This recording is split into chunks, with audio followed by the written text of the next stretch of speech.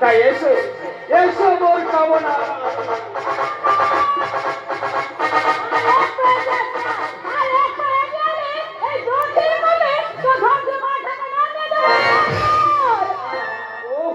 ভগবান, এই তুচ্ছ লোভের বশবর্তী হয়ে আমি কত বড় ভুল করতে যাচ্ছিলাম।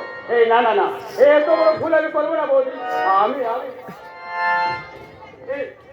আমি তোমাদের সবকিছু ফিরিয়ে দিচ্ছি বৌদি। তুমি তুমি আমায় ক্ষমা করে দাও বৌদি। তুমি আমার গুরুজন, বড় বৌদি। আর আমি আমি তোমার সেই ছেলের ছোট্ট দেবর। তাই তাই আমি এখান থেকে চলে যাচ্ছি বৌদি। আর যাওয়ার সময় তুমি একটা প্রণাম করে যাবে।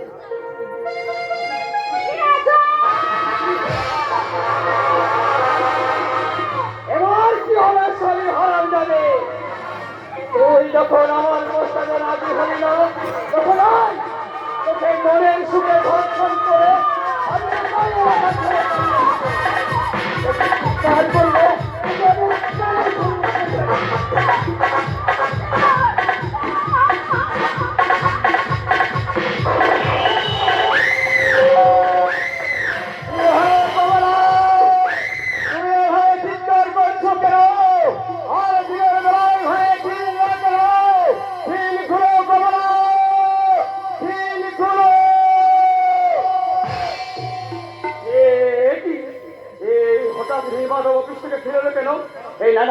আমার আর এক মুহূর্ত এখানে দেরি করা চলবে না।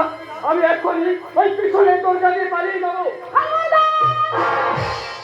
কোথায় পালাবি শয়তান? আজ তোকে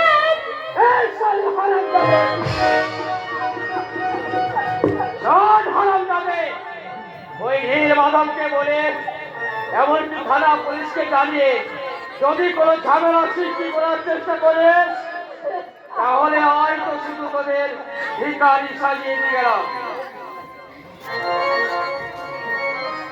পরের দিন আছে তোদের এই বাড়ির সুন্দর সকলকে আমি পুড়িয়ে মারব।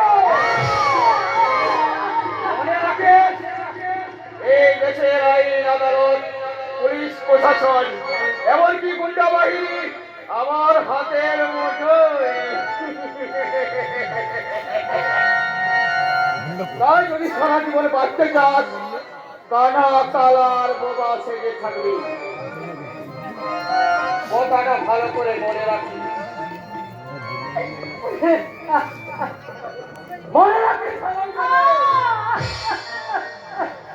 আমি অবিরম থাকবো। আমার সামনে মৃত্যুকে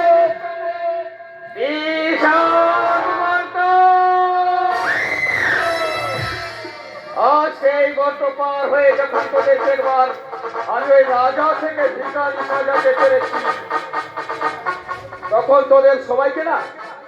তোদের সবাইকে শ্মশানে পাঠাতে আমার 5 মিনিটও সময় লাগবে না। তবে হ্যাঁ, তুমি সুখী হও, চির ঔষধি হও, এটা আমি ভগবানের কাছে প্রার্থনা করি।